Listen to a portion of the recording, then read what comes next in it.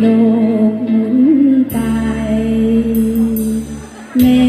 เพียงร่างกายนั้นเกิดเป็นดินแท้จริงหัวใจนั้นเกร็ง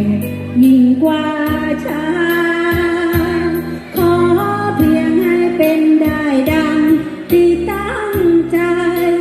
จะทุกคนเพียงใดไม่มีความสำคัญ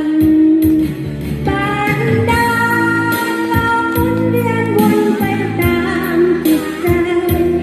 นำพาให้เป็นไปตามต้องการทุกสิ่งเปลี่ยนแปลงไปด้วยมือเธอเสกสรร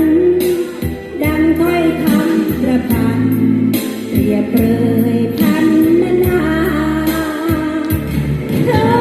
ชายได้กวัดแกว่งแรงจากอาซึ่งอำนาจกำแพงแรงยิ่งกว่าอันมือไกวเปลสายแต่ได้มาผู้หักหาครองพิภพจบสากล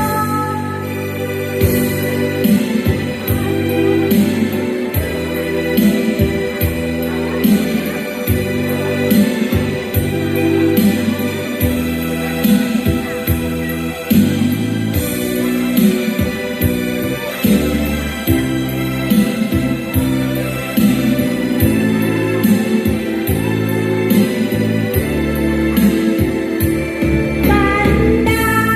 ลลมเวียนวนไปตามจิตใจนำพาให้เป็นไปตามต้องการ